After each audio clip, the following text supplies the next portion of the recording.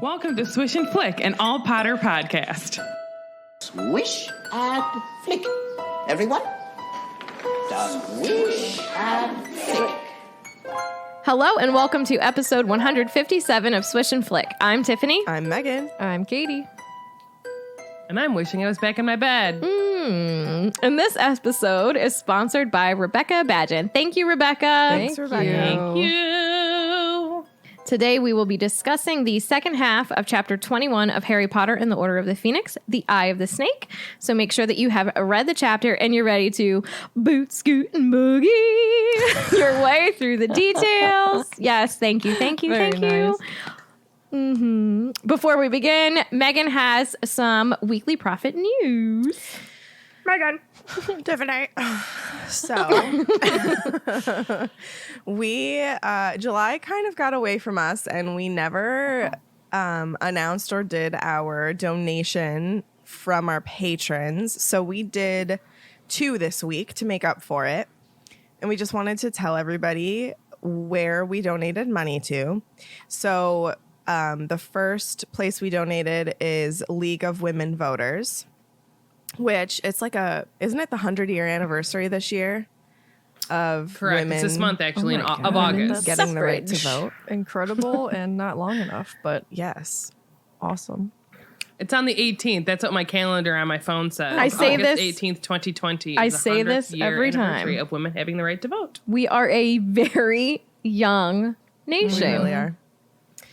We really are. I mean, what were we talking about? Were you here the other day when Yeah. Marty was talking about, was it John Adams? Could be.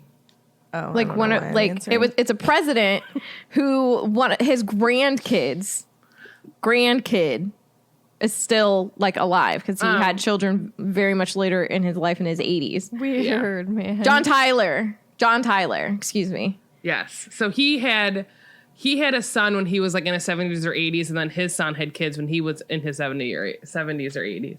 Which still is crazy. You know what I mean? Like, that's how young we are. Like, there are people alive. I mean, granted, they're like 100 years old that were born before women had the right to vote. Yeah. So, just, Keep that in mind. let's keep trucking along. Register to vote. So Vote. we had 609 patrons for the month of August. So that is how much we donated to League of Women Voters, was $609. So thank you guys so much for allowing us to be able to do that, because that's awesome. And then the second place we donated to was for relief in Beirut in Lebanon because of the explosion that happened at the oh gosh, what is that called? Oh, the port. Sorry, the port. So there was this massive Just Giving crowdfunding link going around, and we were again able to donate $609 towards Impact Lebanon to provide disaster relief in Beirut. So again, thank you guys so much for being patrons and allowing us to be able to give back like that, because it means a lot to us and is very important. You guys rule. Thank you. Like, I think we're all typing in the chat, like, just thank you, because we have our Discord chat up with our patrons. And honestly, like, we wouldn't be able to do any of these things if we did not have you. So thank you. Thank you for being a patron. It really is making a difference. So Yeah. Yeah. Because not only is Absolutely. it helping us keep the pod up and running, and like our store and all of like the normal things that we need to keep going, but it allows us to do good as well. So that's important to us, and we appreciate that you guys let us do it. absolutely. 100%. That's all I got. All right. Are we heading into the next section? We are All right, Katie. Ready? ready. I'm going to stick with the theme of the day. It's time for the recap.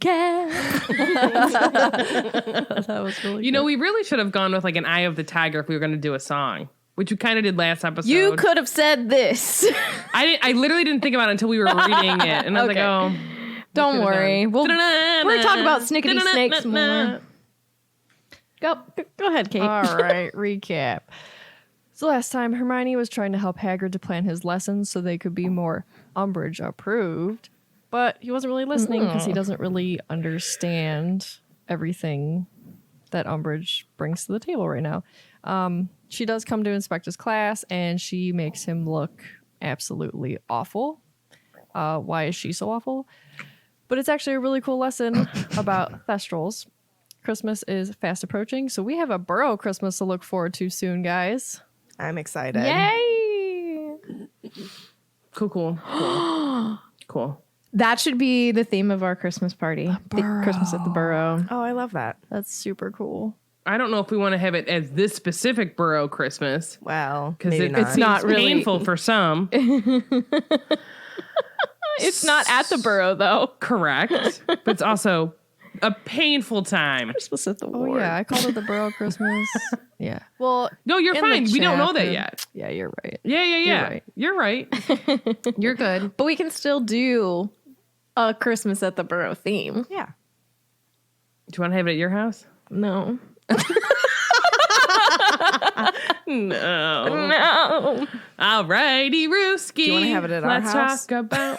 God, No. if I was allowed on a plane, No, I'll have to be quarantined. I would as well. My job is now doing that as well. So their little club, I wanted to say cub, even though that is not what I wrote. Their little club keeps getting better with their spells and such things. You know how they say practice makes perfect. Yeah, blah, blah, blah. Harry and Cho share a smooch and a conversation.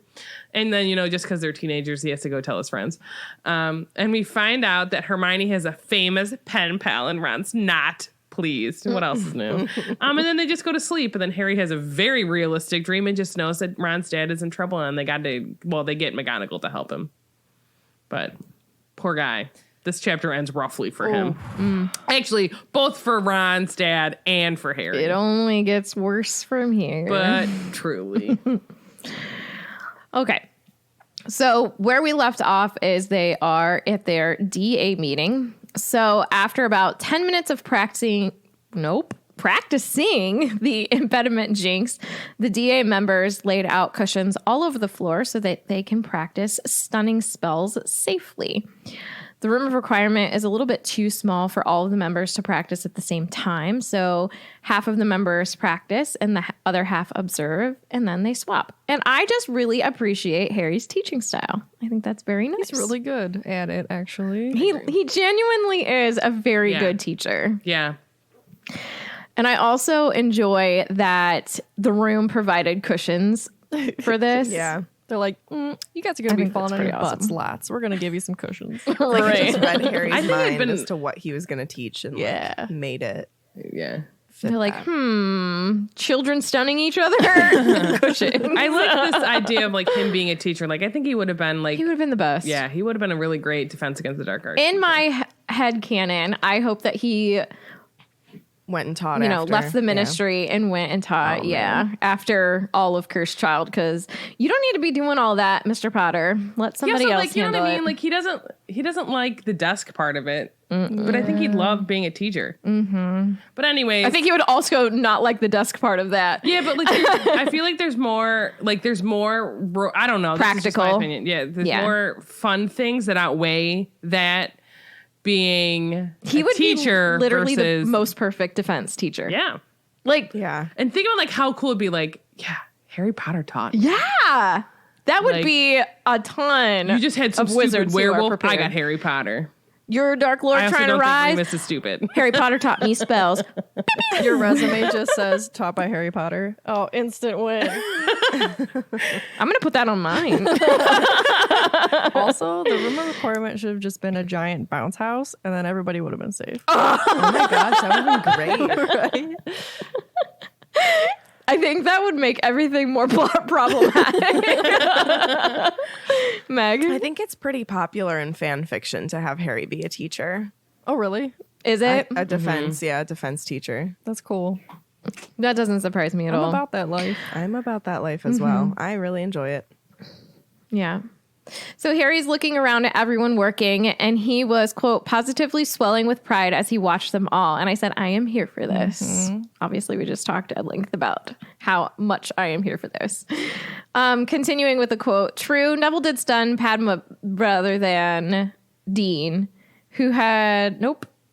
at whom he had been aiming, but it was much closer miss than usual, and everybody else had made enormous progress. I also like to remind people that he still is not using his own wand. This is correct. So, like, he's getting better because he's practicing. He's being more confident. He's got a teacher that is helping him learn in a way that's going to make him successful, but he's also not currently using tools that are effective for him. So he's doing great. Like, think about what he would be able to do right now if he had the right wand. So if you don't know, I've said this on the pod before, I guest hosted on Lumos Maxima, the Rawling Library podcast, and our topic of discussion was Neville. And I brought up that exact point, that we have to remember that Neville's using his father's wand. He's in a comfortable environment where he's able to actually, like, be somewhat himself. I still think he's nervous around his peers. I would agree. But be somewhat of himself and try his best and actually learn and look at the magic he is doing. Think about what he would be capable of if he had that confidence and a wand that has chosen him. Well, and two, like, if you think about him learning in this capacity versus learning in a classroom, he has nothing to lose. You know what I mean?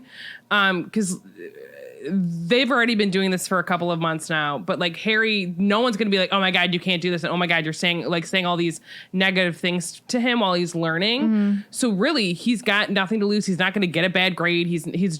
They're literally just there to learn. So like for him, that's, I think, a big part of it too, is like, but he's just going to do what he's got to do and try. Yeah. And his friends are there to help him and help him get better.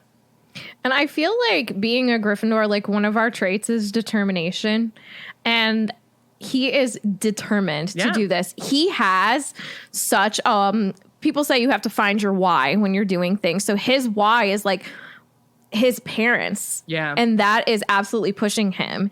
And we find out later on, you know, when the Death Eaters are broken out of Azkaban, that drives him even harder. Yeah. Yeah. So I appreciate you, Neville. He's the mom.com, man. He really is. I love Neville.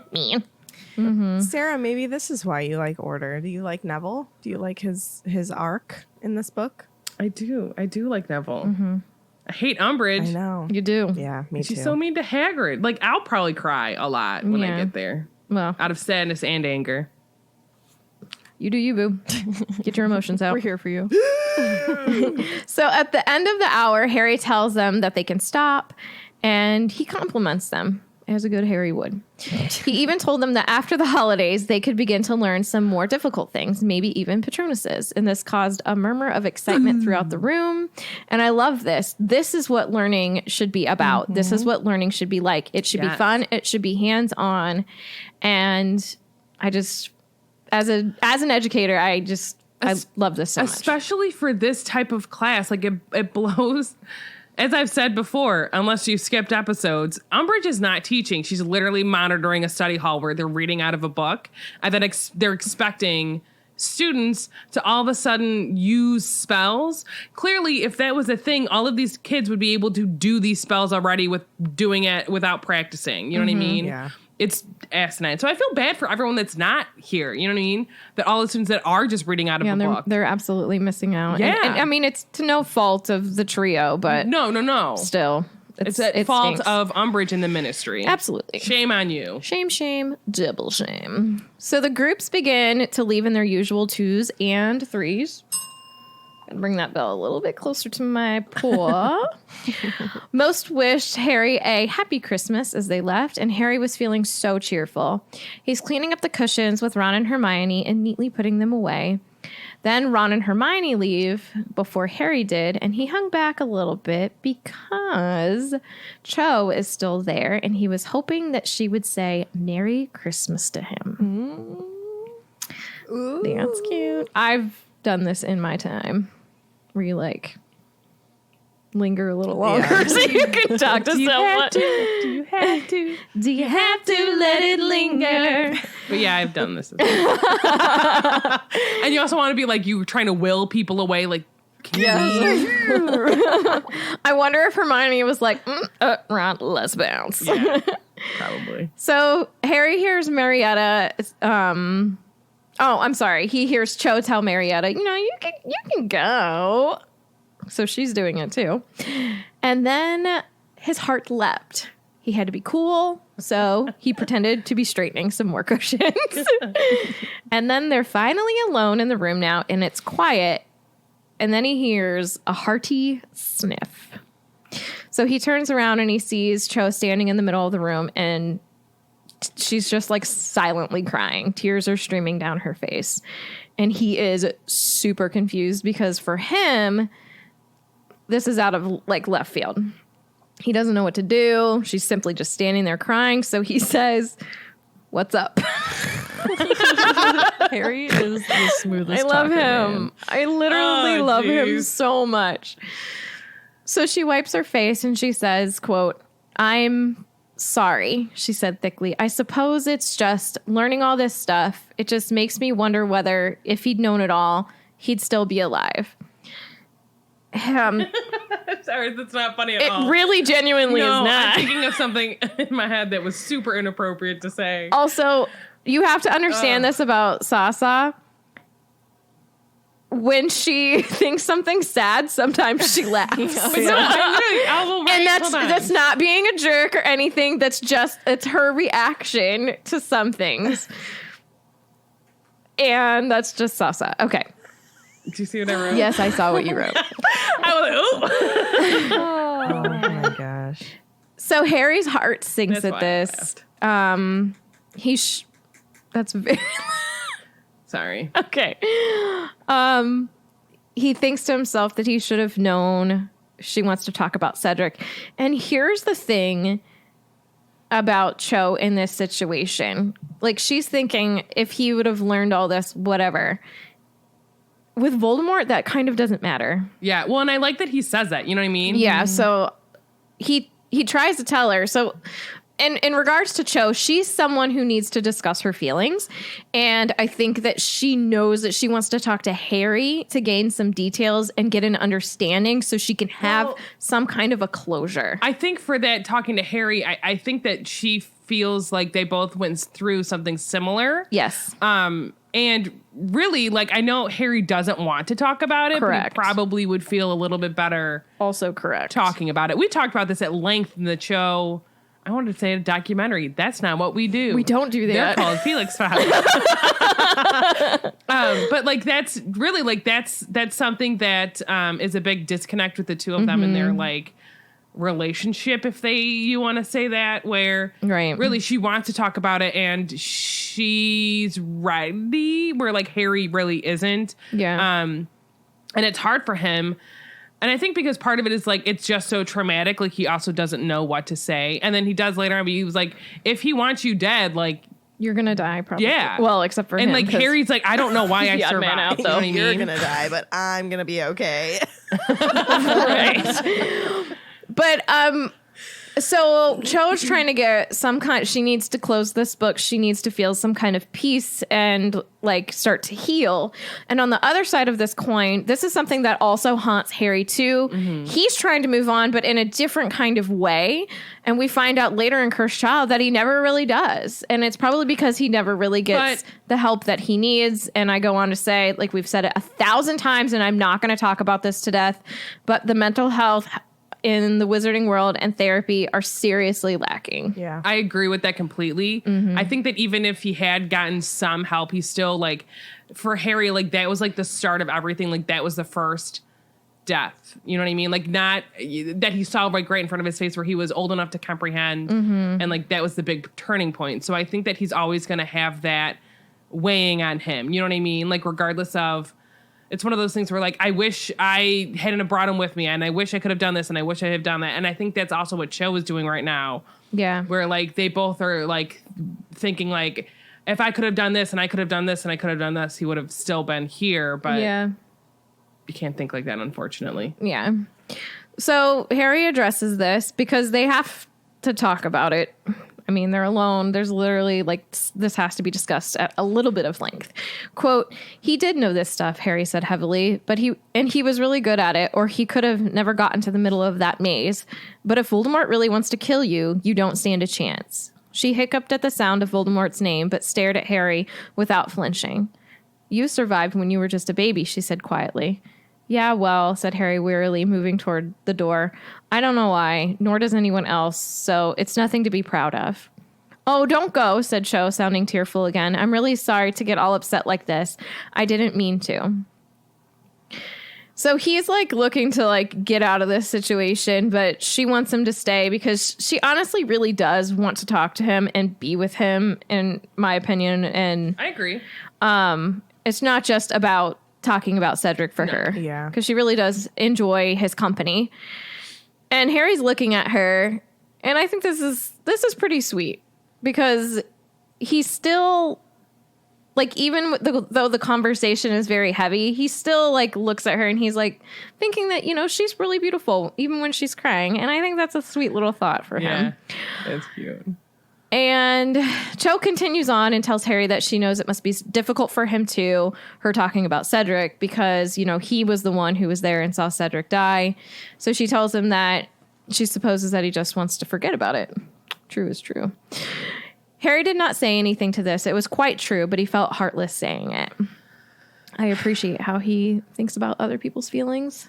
It's just his way of moving on. We all heal in different ways. It's just a hard situation, and everyone deals with it differently. But like we said before, you should talk about your feelings and such things.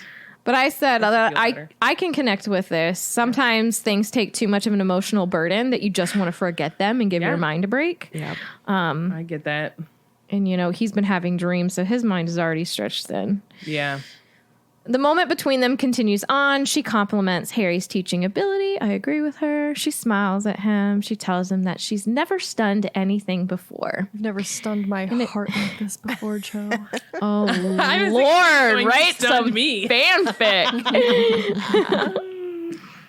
And it's an awkward switch of gears, and Harry thanks her for the compliment. And I'd like to read you through the thick fog of teenage awkwardness. Oh, please. Are you ready? Quote. They looked at each other for a long moment. Harry felt a burning desire to run from the room, and at the same time, a complete inability to move his feet. Mistletoe, said Cho quietly, pointing at the ceiling over his head. Yeah, said Harry. His mouth was very dry. It's probably full of nargles, though. What are nargles? No idea, said Harry. She had moved closer. His brain seemed to have been stunned. You'd have to ask Luna, I mean. Cho made a funny noise halfway between a sob and a laugh. She was even nearer to him now. He could have counted the freckles on her nose. I really like you, Harry. He could not think.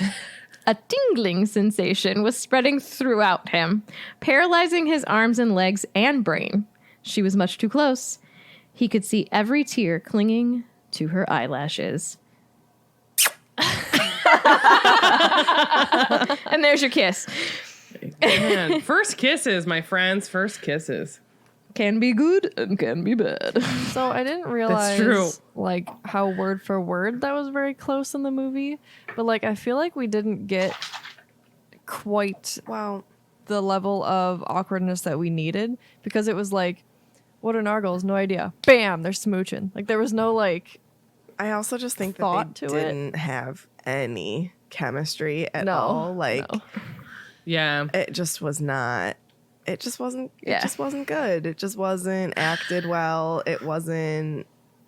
It was filmed okay. I liked the aesthetic of what they set them up with. They just didn't do a good job of acting it, and that's okay because it was. I'm pretty sure that it was both of their first on-screen kisses. So it was difficult. That's awkward. Think about how awkward first kisses are anyways. And then having a room full of people watching you. Yeah. Also, I don't remember the actress's name, but when she got that part, she got hate mail. People hated her because she was going to kiss Dan Radcliffe. Katie Leung. And That surprised me. Yeah, people could like people hated her.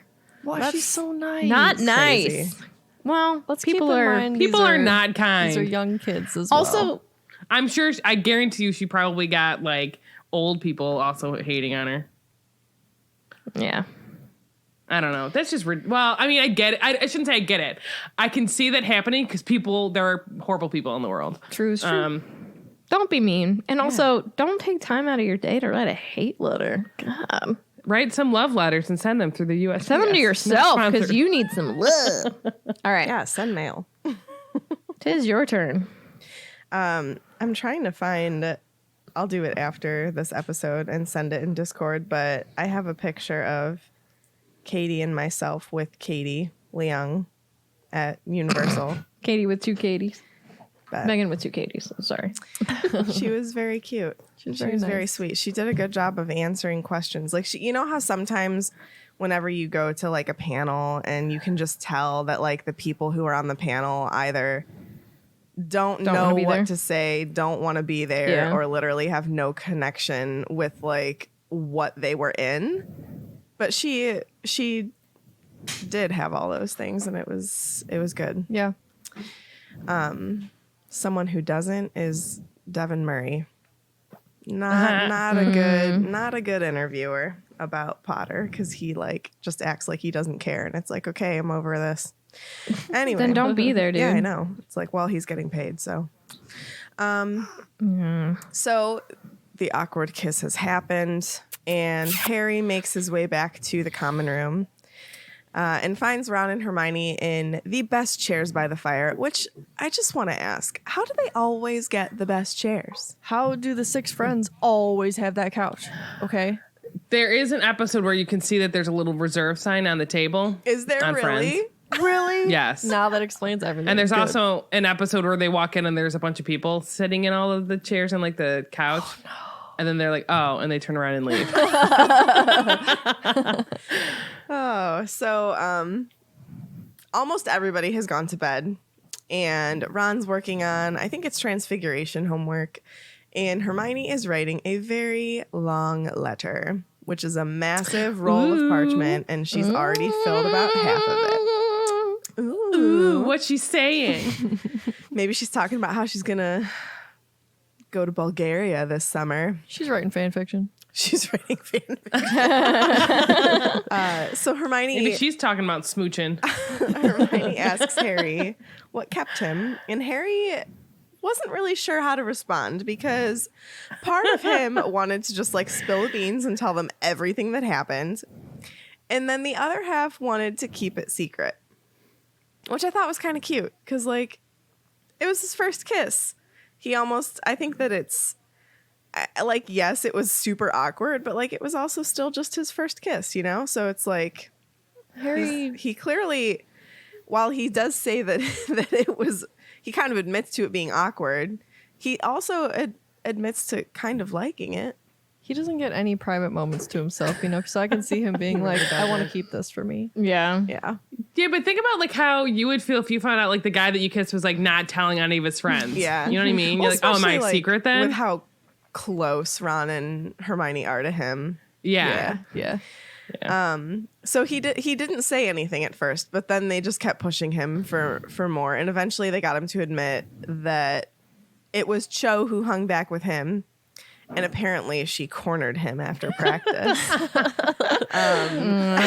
Back me into a corner. What was I supposed to do? I just love how like Ron's like, okay.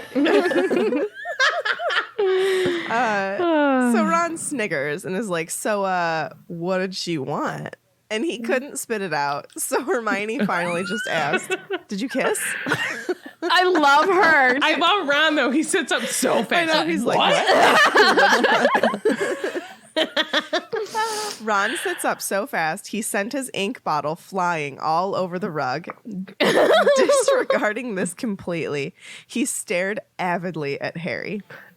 Well, he demanded. Harry looked from Ron's expression of mingled curiosity and hilarity to Hermione's slight frown and nodded. And Ron makes a triumphant gesture with his fist, which I kind of imagine is just I just like, imagine be like, like throws his fist up in the air. And went into a raucous peal of laughter that made several timid-looking second ears over beside the window jump. And Harry reluctantly grins as he watches Ron.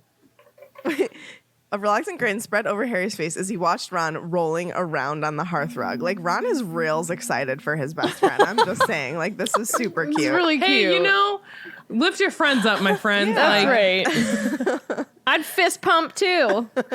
Go. And I just said, I love this. He's building his friend up, and I think that it's cute. Though, Hermione looks a little bit disgusted. And I think that this is purely just because Hermione already understands Cho's emotions. So she's just like, she wants to make sure that Cho actually was ready for this, I think. Yes, Tiffany. I read it as she's disgusted with how Ron is excited reacting. Ron Yeah. is. that's how I got it. Because she's like, God, you're such like a blah. I guess I just went to that because like Hermione frowned when Ron asked, but maybe she is more annoyed that like, or no, she asked. She frowned because She did Ron ask. sent his ink bottle flying all over. This makes a lot more sense now. Yeah. That's why we're here, babe. It's Got like, it. calm down. Yeah. Kind of like, whoa. Calm down. I want the deets. Yeah. But then when Ron asks how it was, and Harry says, wet, because she was crying, Ron is like, asks him if he's bad at kissing. I love these questions. I love the scene in the movie. It's so funny. Yeah, and I just said, I just want to point out that this scene in the movie is one of my all-time favorite scenes that they did. Mostly because it becomes a flashback at the end of the film when Harry's getting possessed by Voldemort. Yes. And you see all three of them laughing together and how much joy it brought Harry. And like, I'm not gonna lie, when Harry's getting possessed by Voldemort and that little scene like flashes, I cry every time I watch it. Like, it's just so It's like, they're pure just love of friendship. such good friends. Like, they're just there for him, and I don't know. They just look so happy. It looks and like joyful. genuine laughter too. You know, in Yeah. the movie, like it Where you, looks like, belly just, laugh? like three real humans laughing. Yeah. It is. My favorite way to laugh is where I'm crying and it's like coming out silent. Yeah. That's when you know something's really funny. Oh yeah, that happens to me more often than one would think. It does. Yeah. There are times where I literally can't breathe. I'm laughing so hard. When we say something really funny in front of my mom, if she coughs, I know it was really funny. Shaking her head right now. So, going back to my notes, okay, sorry. And then Hermione says, "Of course you're not," she says absently, still scribbling away at her letter. "How do you know?" said Ron in a sharp voice. Oh my God. Ron, just ask her out Man, already. I know, Jeez. honestly. Like, stop being jelly. Just ask her. So jelly. And Hermione says, because Cho spends half her time crying these days. And she doesn't even notice the sharpness in Ron's voice. Like, she's just like, because she just says this vaguely, you know. She says she does it at meal times. My notes froze. Come on. When else does she do it? I need to know. She does it. She does it at meal times, in the loos, all over the place. And then Ron goes, "You'd think a bit of kissing would cheer her up." And then Hermione's like, "Ron," in a dignified voice, dipping the point of her quill into her ink pot, "You are the most insensitive wart I have ever had the misfortune to meet." Do you think they bring this up when they're fighting later on? He goes, "Well, I am your little insensitive wart." I like to think that this part of the book, though, or like this part of the chapter, because it's got about to like get really heavy, is just kind of like a little bit of like, here's some fun That's laughter to break up, like even Harry feeling what he's feeling right now with Yeah. Cho, and Yeah. help us have a little laugh. It's a nice I break. was going to say they were laughing at amongst- their first kiss, but they're not real people. It's just cute though. These are the kind of memories that you look back on, Yeah. Like, Yeah, and just remember I have fondly. some memories of me being mad at Megan after talking about kissing. I don't remember this. I do. Yeah.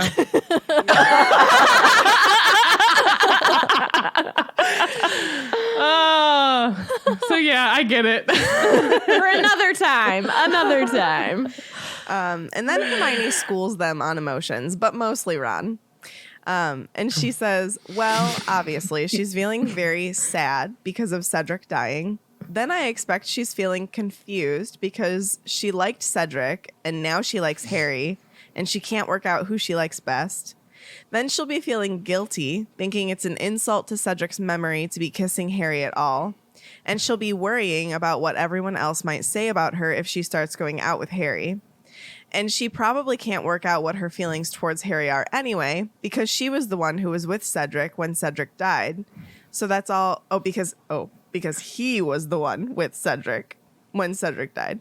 So that's all very mixed up and painful. Oh, and she's afraid she's going to be thrown off the Ravenclaw Quidditch team because she's been flying so badly. So I'm not laughing at that. I'm laughing at the boys. Sorry. the boys are just like stunned by this. I just imagine them like sitting across from her, like with their jaws kind of dropped. Like, what are you talking about?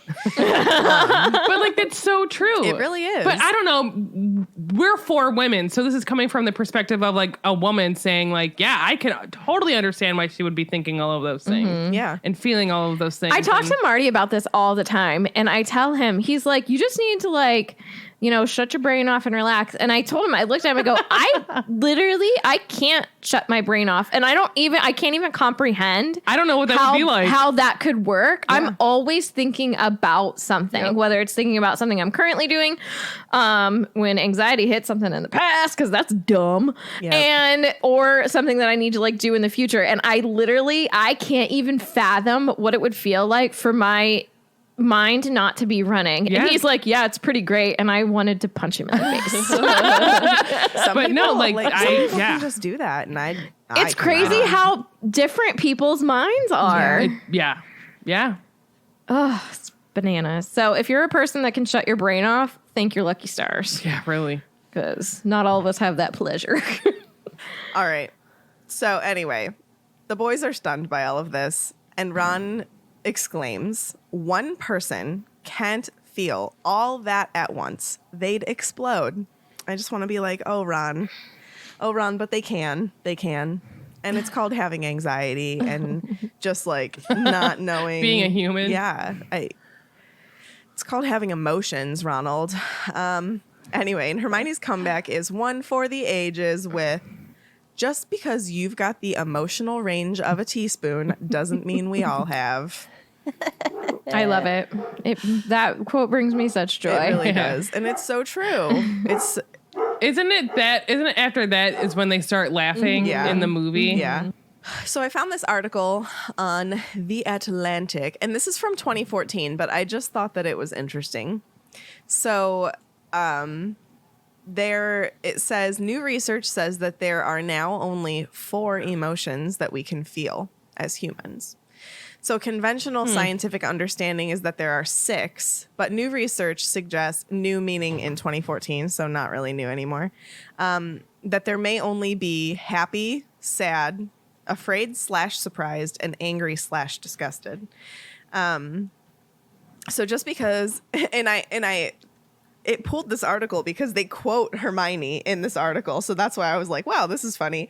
So the very first sentence says, just because you've got the emotional range of a teaspoon doesn't mean we all have. An angry Hermione tells her friend Ron in a heated Harry Potter and the Order of the Phoenix moment. Actually, though, we all might have. New research from the Institute of Neuroscience and Psychology at the University of Glasgow, published this week, says the range of human emotion may be a little closer to a teaspoon than previously thought. So conventional scientific wisdom recognizes 6 classic emotions, which are happy, surprised, afraid, disgusted, angry, and sad.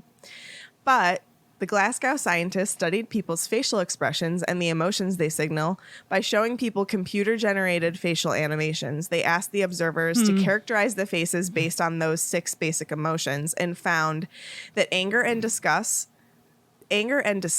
looked very similar to the observers in the early stages, as did fear and surprise.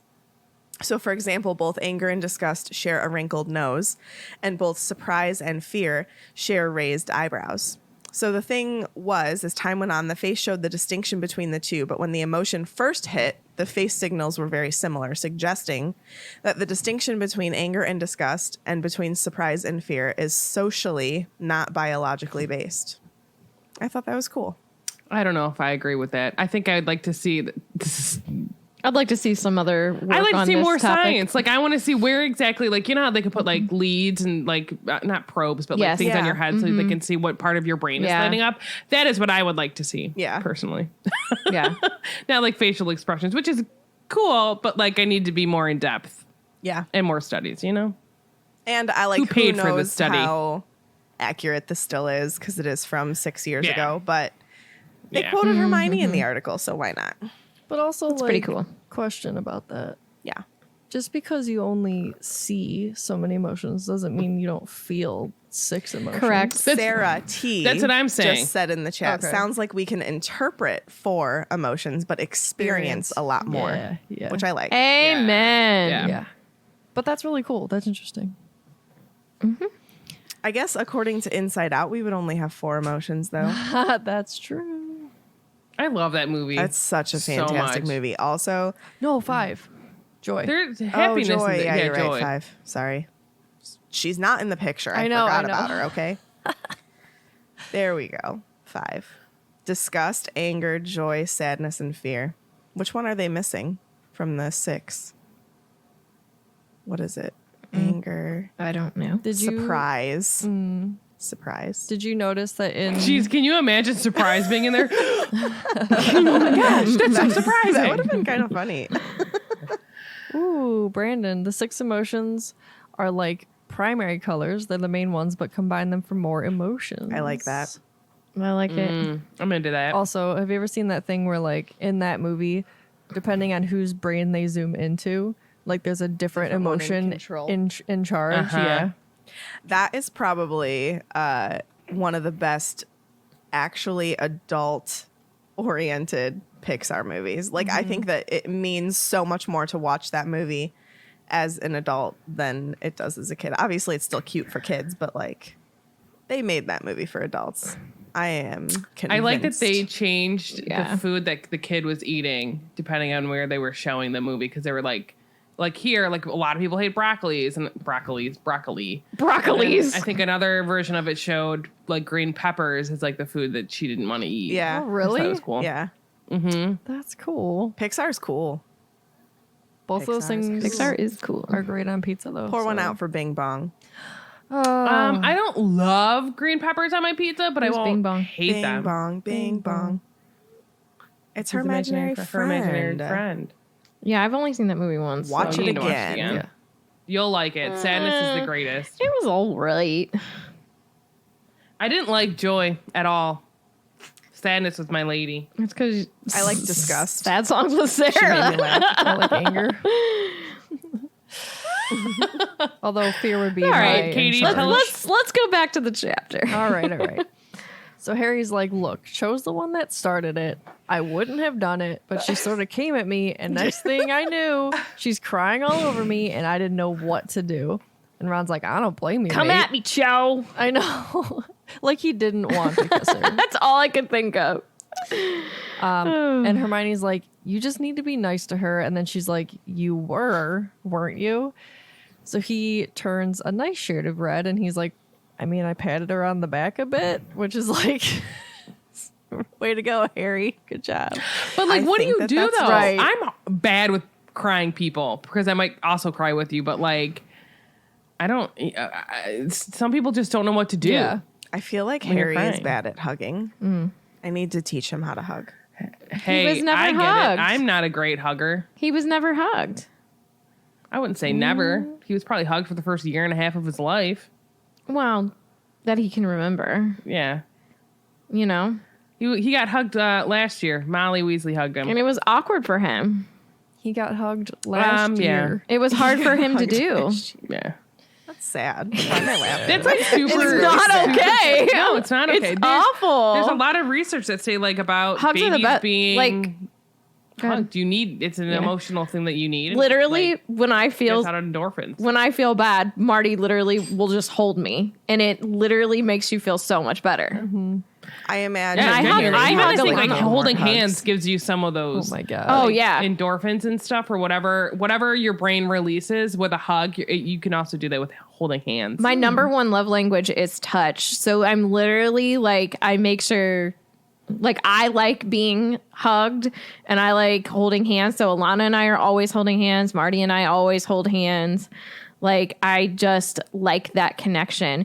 And also, one thing is I make sure, like, to the people you love, like, tell them you love them all the time. Because some people don't, like, if they're not told that often, they don't receive that very well.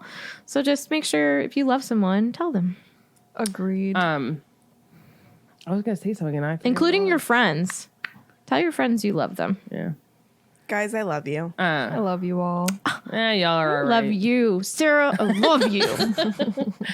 I don't do well with hugging. Hugging makes me anxious, to be honest with you. Like, this is a huge anxiety of mine. Like, if I know I'm somewhere and I have to hug someone, like, say I'm going to like meet like friends or like go to a family thing, and really now you don't do it because of Corona, but like I literally in my head have to play out how I'm going to hug this person. Did It your gives mother me hug you? Strange anxiety. Yeah, we've hugged. I just am Hey, not, it's I don't not- know. It makes me uncomfortable. Everyone's different, and that's okay. Isn't it It funny just how makes me I feel like I thrive don't know off where of my it? arms are gonna go. Like literally. So you're like the whole socially. thing makes me. You're even just thinking about it. Are makes you me really socially anxious. anxious? Oh, I'm Tiffany. Okay, I'm there it is. So you might all not. day, every day. You might not necessarily like the hugging portion, but maybe like just the social aspect of it. What do you mean? Or do you think it's like all of it? What do you mean all Like, of it? like if I hugged you, would that be weird? No, because you hug me a lot. Because I told you guys I'm So such like a hugger. like hugging you doesn't really make me anxious. Hugging like certain So people, it's like the social Alex, piece. She hugs you no matter what. You know what I mean? Like my best friend Jen and I have been friends for how long have you and Marty been together? It's gonna be 12 years, right? Yeah. So we've been friends for 12 years, and I can count on both hands how many times we've hugged. I think the last time we hugged was at my grandma's funeral. There Sometimes might have been one after that. it's so funny that you and say that was this. years ago. Like 'Cause we don't hug. Sometimes you and I hug for really awkward periods of time where people would be like, "Why are you hugging so long?" Sarah's Like, I like, just yeah, imagine- I love forced me you. into it. She's like, yeah, I counted every Nuh-uh, second. she tries to hold me in the pool all the time. She likes to carry me around like a baby in the pool. It's because like you're small enough for me to like hold, and you're not. It's not an awkward thing to hold you in the pool. No, I like it. I like being held. But like Megan and Katie make me hug them. I try Oh my not, But I've I hugged try them not enough. to make you hug me like all the time though. Like I hugged you when 'Cause they know. we left. when you guys left, yeah. But like, Yeah. For important moments. That's the only time I remember you guys hugging. But in like my going, memory. like I can But I even am a remember like hugger. really awkward hugs in my life. Like I'm a hugger. a lot of my friends, Jen will say like I'm one of her only friends that she's like, we don't hug. Like she hugs Bridget all the time. We just don't hug. She hugs Joelle all the time. I hug some of Bridget's friends. I just am not like, I just know going in if I'm going to have to hug someone or not. And usually my friends, I'm used to it, so it's fine. But like with family members, I'm not, or like random strangers. Also, the whole handshaking thing. Well, that's it makes me gone. real awkward. I don't know. I don't like any of it. And talking about it makes me anxious. And we really should talk about Harry Potter because this is real. We're getting deep and sweaty into your psyche. Not digestive. What am I thinking? Cookies? No, I'm thinking. Ooh, digestives are so good. We're getting off topic. Super. All right, off topic. Katie, we'll let you keep going. We'll allow it. I'll allow it. Okay, so Harry's like, yeah, I patted her back a little bit, and Hermione looks like she's trying real hard not to roll her eyes. Which, you know, he's never Judgy. kissed anyone Yeah. before, especially like he's played Sorry, this you've been out, snogging crows. and he hasn't. It went very differently in his mind. Like she wasn't crying. You know what I mean? This is Yeah. totally a different situation than he ever could have expected. Well, but I think also too with like the whole hugging thing and like the touching thing, like she was raised with her parents where he was not. So she might have had that type of relationship where she was hugged and like they did those things and that was normal. But for Harry, like it's not. You know what I mean? Right. It's not normal, not his normal right now for all of those things to happen. I'm sure Ginny teaches him. Okay. Let us I don't know. remind our listeners seems- that this he is the seems- most awkward kiss in the movies. A little stunted in Cursed Child with his feelings with his children. So who knows? I will say that Harry and Ginny's kiss before he leaves on his mission for Horcruxes in 7 before the wedding. That's a good one. In the book? Oh, yeah. That's a real good one. She's gotten a lot of practice in, which is fine. I love them together in the books. You don't like them together in the movies? You don't like how she They ties didn't his write her shoes? well. Shoelaces. Let's talk about Harry. Yeah. Oh, Katie's like 2 sentences into her section. all good. Sorry, Kate. So Hermione's like, well, are you going to see her again? And Harry's like, well, yeah, we have DA meetings, right? And she's like, no, you know what I mean. Like, did you ask her out? Oh, Right. it's so funny. So I'm going to read a little bit from the book. Harry said nothing. Hermione's words opened up a whole new vista of frightening possibilities. He tried to imagine going somewhere with Cho, Hogsmeade perhaps, and being alone with her for hours at a time. Of course, she would have been expecting him to ask her out after what had just happened. The thought made his stomach clench painfully. So eventually Hermione's like, oh well, like, you're going to have plenty of opportunities to ask her because you know you'll be seeing her at those DA meetings. And Ron's like, well, what if he doesn't want to ask her? And he's like watching Harry with an unusually shrewd expression on his face. Don't be silly, said Hermione vaguely. Harry's liked her for ages, haven't you, Harry? He didn't answer. Yes, he had liked Cho for ages, but whenever he had imagined a scene involving the two of them, it had always featured Cho, a Cho who was enjoying herself, as opposed to a Cho who was sobbing uncontrollably into his shoulder. Quick change of subject. Ron is like, Hermione, like, who are you writing a novel to? Because the parchment is now trailing on the floor. And she's like, Victor. And he's like, those are Victor some Crumb? things. And she's like, how many other Victors do we know? Yeah, it's Victor Crumb. So he doesn't say anything. He looks real upset and disgruntled. And that just leads them to sitting in silence. Hermione's writing her letter. Ron's writing his transfiguration essay, which, okay, he probably doesn't want to be doing homework anyway, but he's like very impatient about it. But he's probably just thinking like, what is she writing to Crumb? What is she saying? What are they talking about? Yes, Meg. What is she talking about? I don't know. There are times by the lake, not to be confused with the Lake University. I mean, she's probably like, they probably don't write every week. So she's probably be like, and this happened, and then this happened. I feel like that, like, Hermione is a very detailed How I letter love writer. thee. Let me count the waves. But do you think that they were like flirting in letter? Like, do you think that like she wanted to like date him? Yes. Are you crazy? Yes. I mean, how does one flirt? I don't think either one of them would be very good at flirting. I'm really good at text. flirting. Well, maybe she would be good So at I'll, texting. I mean, can feel flirting. this. This is flirting via owl. Yeah, like what does that look like? You know what I mean? Yeah. I like the way It looks you like letters flew. on a parchment. Saw you in the Daily Prophet. Well, is this the How do summer you that he write that invites her to sound out? Bulgaria? I think so. So maybe they're like talking about their plans. Hope you have a good Christmas. Or reminiscing about memories. memories. Me and you by the lake. There was a bug in my hair. Dancing at the Yule Ball. I feel like Hermione's Victor. like a stream of consciousness writer. Yeah. Yeah, I agree. Like, even I love you. Victor, I do. I do. She's like how she speaks. I'm like this too. How she speaks is how she writes. That's how I do Yeah. it. That's a trait of good writing. Well, thanks, Stephanie. I'm not a good writer, so maybe I don't do that then. Which is not my strong suit. So Hermione's writing her letter. Ron's annoyingly finishing his essay and probably just feuding in his brain with Hermione. And Harry's staring at the fire, quote, There's a fighter in the room. Well, they're all fighters. quote, wishing more than anything that Sirius's head would appear there and give him some advice about girls. Okay, Harry. He's probably the worst person to give you advice about girls because I just imagine him being the biggest player there ever was that Gryffindor common room has ever seen. I mean, I think it depends on what your end goal is. He could be very helpful if need be, I think. That's true. But it ends I up... think he'd be helpful. Huh? I think he would be helpful. He probably would. I'm going for stereotypical fan He would be fiction fantastic Sirius. with flirting. Yeah. I think Sirius is a huge flirt. Maybe Hermione should reach out to him and be like, hey, Sirius, how do I flirt with Victor? What should I say? What should I write to him in my love letter? Should I write about the beetle in my hair? Yeah.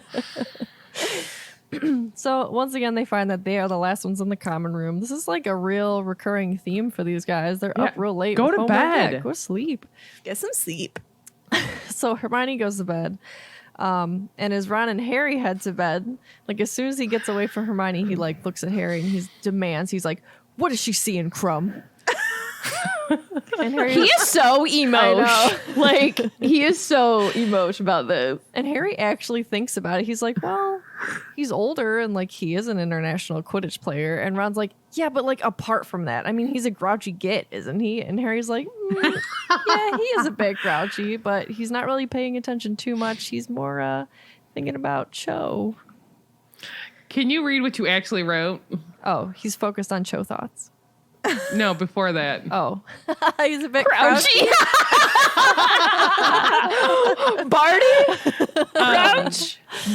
But like realistic, I think part of besides the fact that like Hermione views Victor as a friend and maybe she does like him like that, but he at least shows interest in her. You know what I mean? Like that's refreshing to have someone show interest in you when like Ron likes her but like doesn't do anything, you know? Yeah. He didn't pluck up the courage to ask her blah blah blah, you know?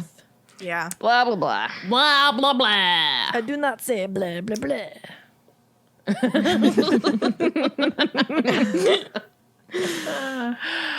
Oh gosh. You know, this whole chapter, poor Harry.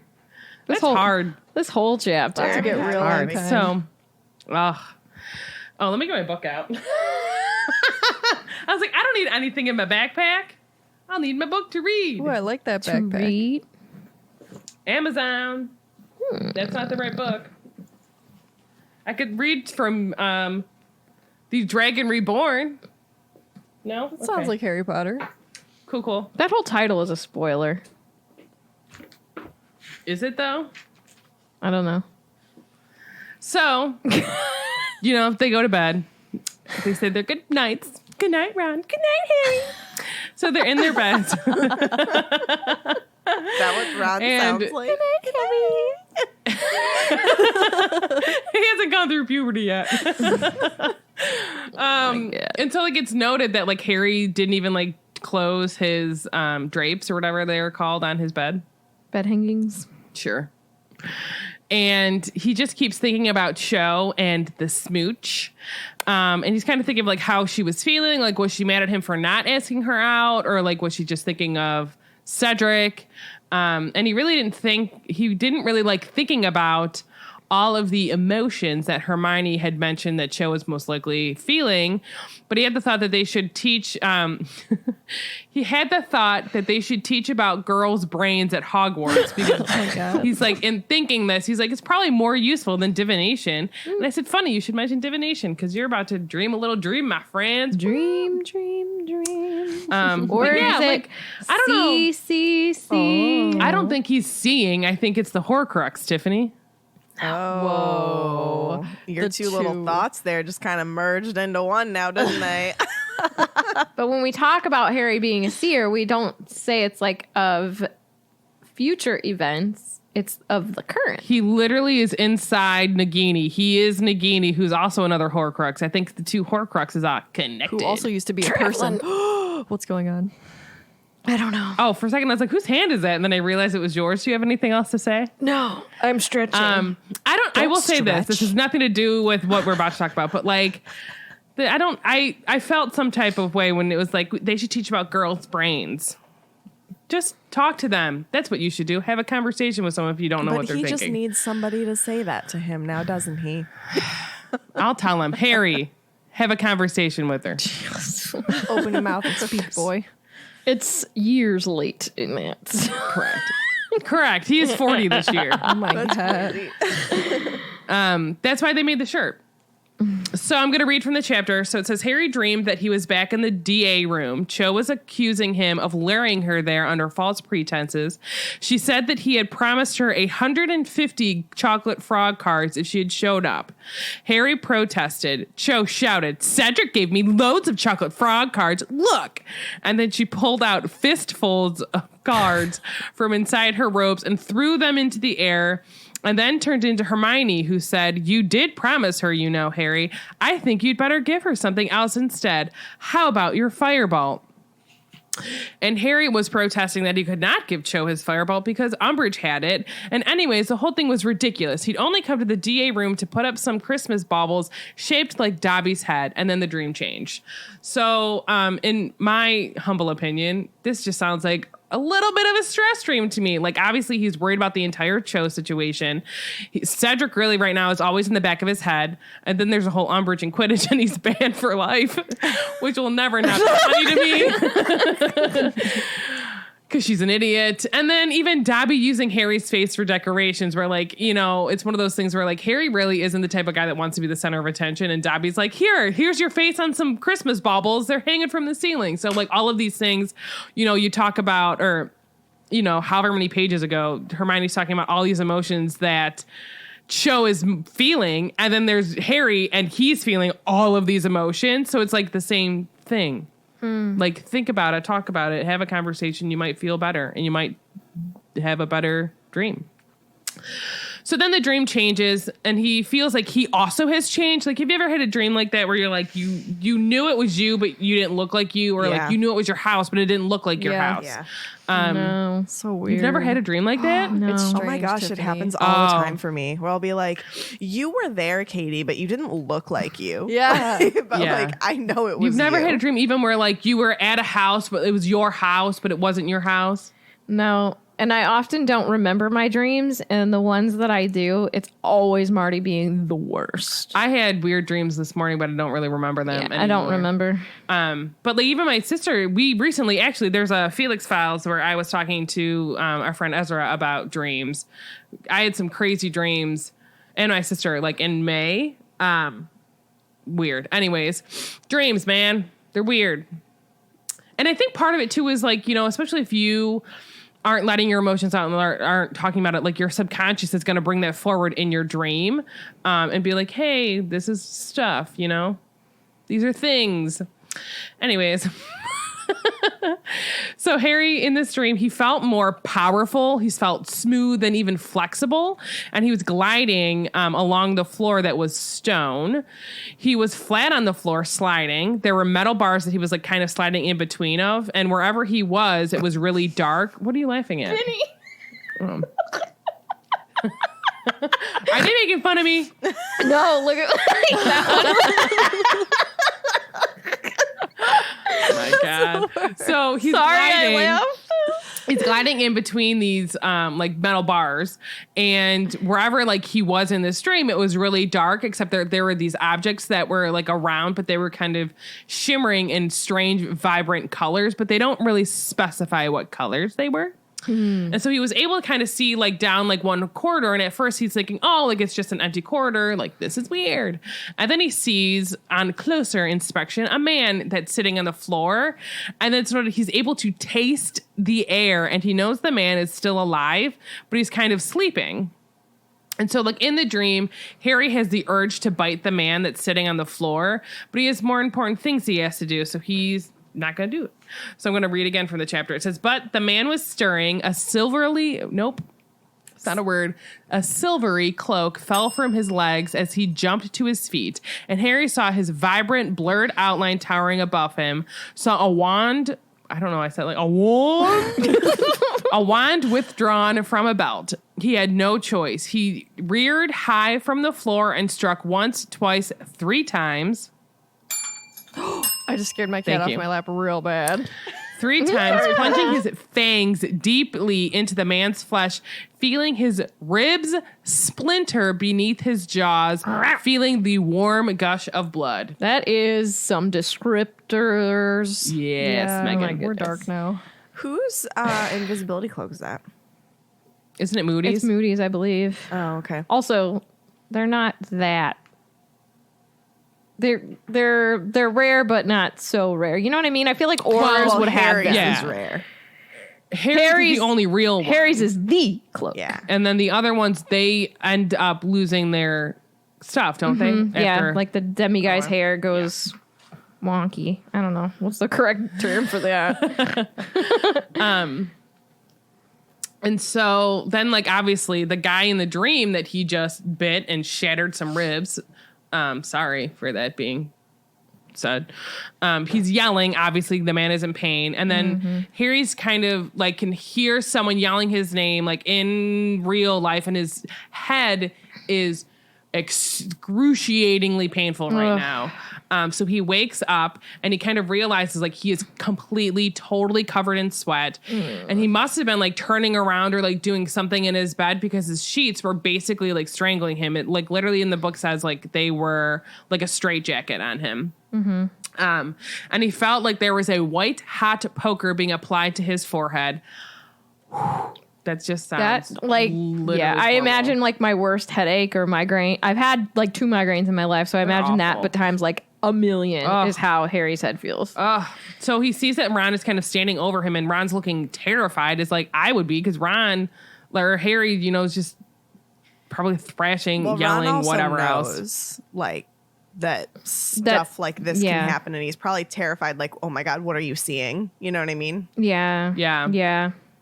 But then he's like saying, well, maybe because it's his dad. Anyway, so he's like sort of, Harry can kind of see like the other guys like in his room or close to his bed as well, like kind of also staring at Harry because, you know, I'm sure this all woke everybody up. And so he ends up like, Harry ends up turning and like vomiting. And one of them says like maybe they should go call someone because it looks like Harry is really sick.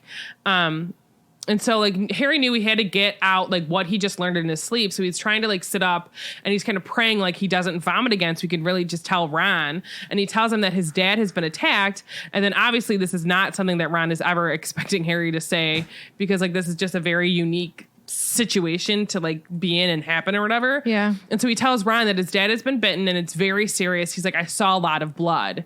And then whomever was worried about Harry then is like, I'm going to go and get help. So they leave to get help. While Ron reminded Harry, like, dude, like, you were just dreaming. Like, I'm telling you, like, he's fine, blah, blah. And Harry's, like, adamant. He's like, no, like, your dad, Mr. Weasley, is in trouble. And whatever dream he had, he wasn't, like, it wasn't an ordinary dream. Like, I know what I saw. I saw it. I was there. He said it. He did it. Like, he being, like, I'm the one that did it. Like, Harry's, like, I bit him in my dream. But, like, it wasn't a dream. So he's still kind of sweating because, obviously, like, this is... your adrenaline's rushing, all that stuff. And the pain in his head is going away a little bit, but he still like throws up again. And then this is when he learned that it had been Neville that had gone to get help because he can hear him. Or I think Ron is the one that tells him, and Ron really doesn't think that Harry is well. He's like, dude, like, you're not well. Like, what? Like, just, you need to calm down. Like, all this stuff. Yeah, Megan. What do you think Dean and Seamus are thinking right now? Because like it took a long time. Well, at this point, Seamus is still kind of iffy about Harry, isn't he? Well, and it's noted like they keep like talking to each other. So like maybe they just think he's going crazy. That's what I was going to say. Like they started, didn't they start getting along, or is that later? I feel like it might be I think it's later. I feel like we haven't seen him really at all. They're talk. probably talking about how he's like Crazy. bat poop crazy. Yeah.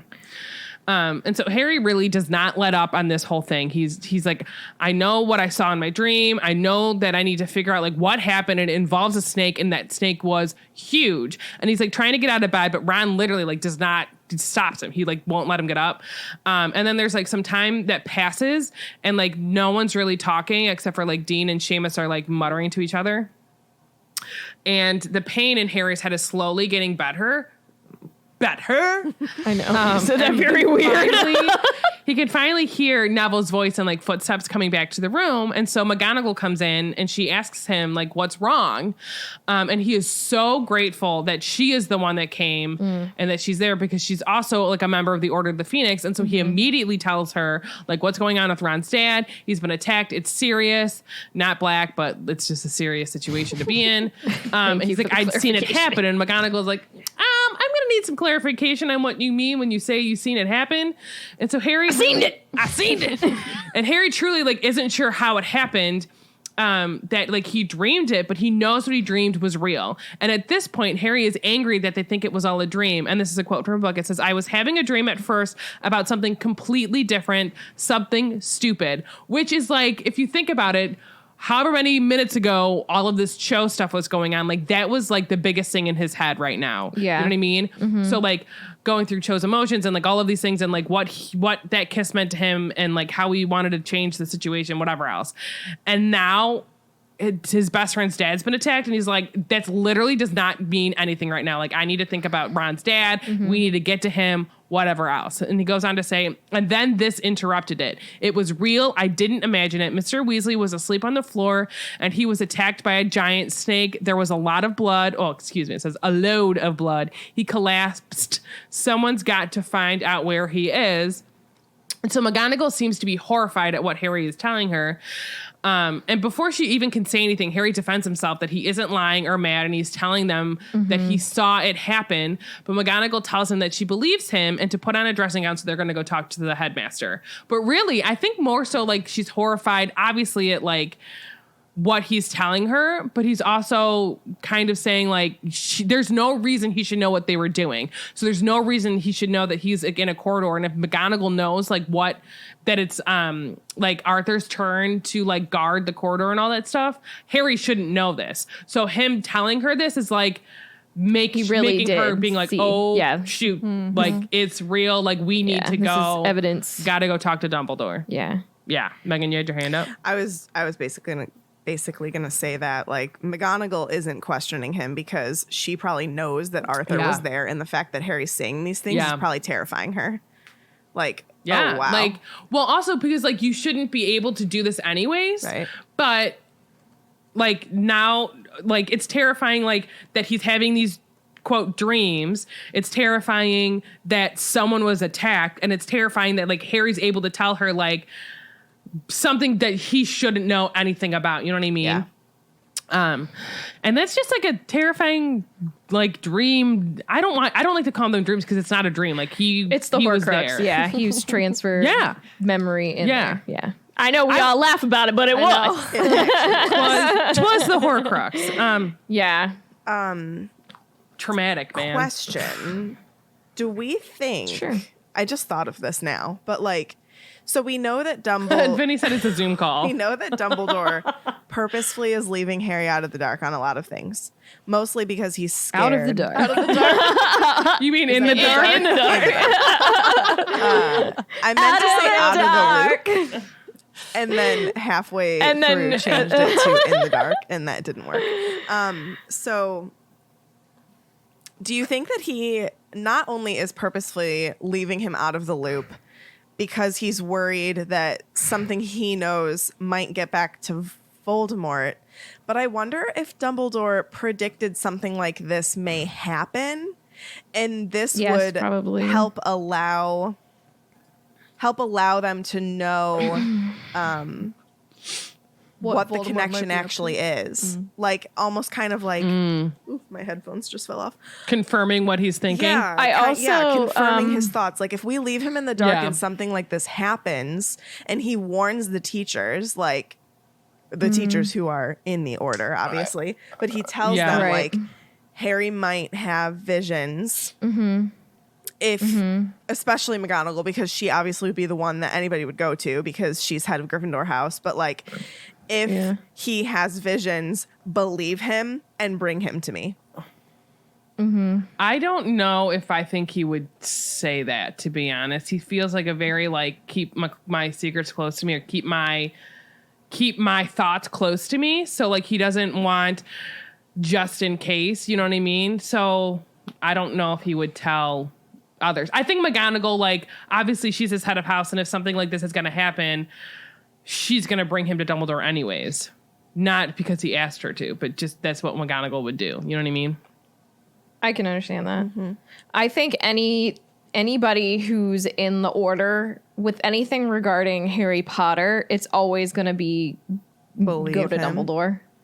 Yeah, I think that, but I also think like Dumbledore, nobody knows the whole.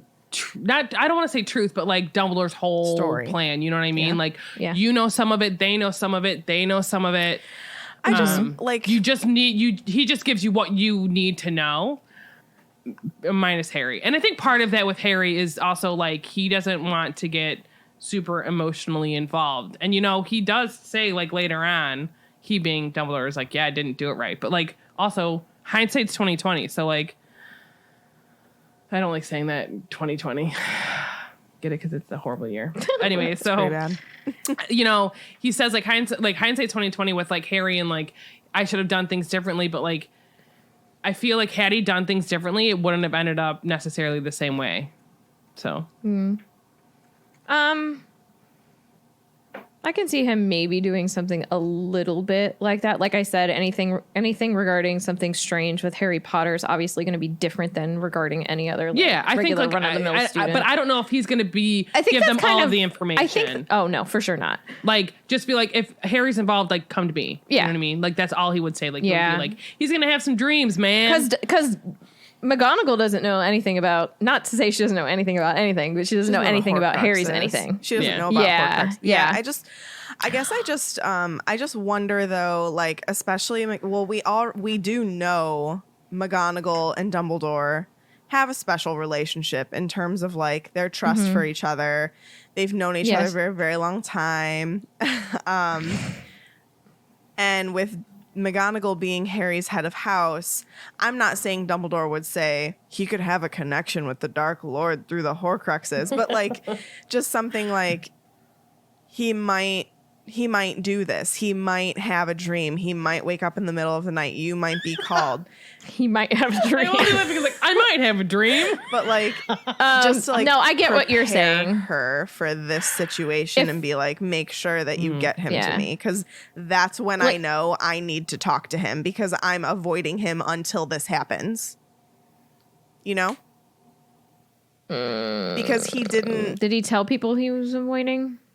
I don't think he did. Well, I don't know if he would say those words, but like in his mind, he would be like, I know that that's my time to actually get involved now and speak with him. Yeah, so in his own thought process, he would think that. Okay, yeah, I get that. K-Day. The Order might already be aware that he has these, well, at least one vision, because fourth year he was having that constant dream, which he told Sirius about, which I'm sure Sirius told Dumbledore about, and it may have come up during a meeting. Yeah. So some people I think it's kind of unspokenly spoken. Yeah. You know what I mean? So if like everybody knows, but like they don't talk about it. Maybe Kingsley and Remus to trust Harry, right?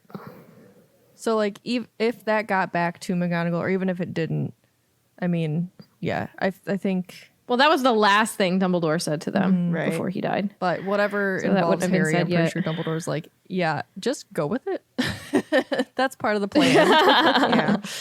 But I wonder if it did come up because of that. Like, I wonder if that ever came up in a meeting and then this happens and McGonagall's like, oh, like I remember this being talked about. On top of the fact that like it's confirming everything because she probably knows where Arthur is and all that stuff. Like whose schedule is whose. But do you think she knows? Like, what would be the point of her knowing? Knows what? She might, because she might have schedule alternate. Because she might have to go be on duty. But like, would she like? What would be? I can understand. Knowing, so like you go on duty, but she's also like she has to be at school. Yeah. But it also might, you know how we talked about like way back in the beginning, like teachers' roles and responsibilities, like who's patrolling the corridors at night, blah, blah, blah, blah, blah, blah, blah. So maybe on her off night, she does something for the Order. I wonder if you're allowed to, like, I think Dumbledore does whatever he wants. Yes, but like, I would think that like if you are a teacher. Well, it might be different this year because of Umbridge though. Yeah. I just don't know if you'd be allowed to leave. Like, hold on. Well, she might know the schedule of who's doing what in the order, but there is a moment in the next chapter where Dumbledore says, like, he sends McGonagall to head Umbridge off because they're gonna take a port key out and go to Grimmauld Place. So I wonder if the teachers, like, if there's something where if they can't leave because of something Umbridge, like, puts in place that maybe we don't know about. This clearly speculation and headcanon type of stuff, but you know what I mean? Mm-hmm. I also have something unrelated, but still Potter related. Do you think that this, because of the results of what happens with Arthur, because they get to him so fast and he's in St. Mungo's so fast and blah, blah, blah, do you think this is the moment that Voldemort realizes the connection? Or, wait, what made him... No, because he uses this to... Well, he does. So he uses it to his advantage with Sirius, correct? But is this the moment where he realizes it? Because he uses it in chapters going on where he shows Harry the fake things that are happening, the fake vision. Yeah. So is this the moment where he realizes that he can use this, that they're linked? Vinny's saying yes. Dumbledore mentions it. Okay. Yeah, so it this wouldn't is the surprise me moment. because as much as like Voldemort is dumb, how did you get there so fast? How was help? Blah blah blah. Right. And then he's putting together his little puzzle pieces and whatnot. Yeah. And I do believe this is. The moment. Really, who's he going to monologue to like make it so he doesn't get his stuff not done? Mm-hmm. All right. I just wanted to bring that up. So I think this is a very critical. Obviously, it's a critical point, but it's a two for critical point. Pivotal moment. In the Harry Voldy debacle. Pivotal moment. Isn't that a part of a song? It's a pivotal moment. I don't know. Yeah, but I can't think of what it is. It's the way that kiss this. Oh. Faith Hill. Yes, Vinny, true. This is also a pivotal moment in Sirius's death as well. That hits me. Like, that's going to be... It's going to be rough. Sucky. Talk about tears. Yeah. I feel like I want to cry now. Well, let's not. Let's go to the lightning bolt round. Lightning bolt. Huzzah! I will say, sometimes we won't read all of the questions if we don't have enough time. Yeah, y'all. We're getting a lot of patrons, so try. We're not going to be able to read them all. I love you guys. But we're going to do as many as we can. Yeah, we'll do what we can, and we have good timing on this episode right now. Yeah. So it's good. Not that the other ones weren't good timing. We just talked about Harry Potter for a long time. Yeah. Well, let's go. Half a chapter. and I hope you all are very understanding of that fact. We appreciate you. We appreciate your questions. It's just literally a timing issue. Yeah. Okay. All right. Let's see.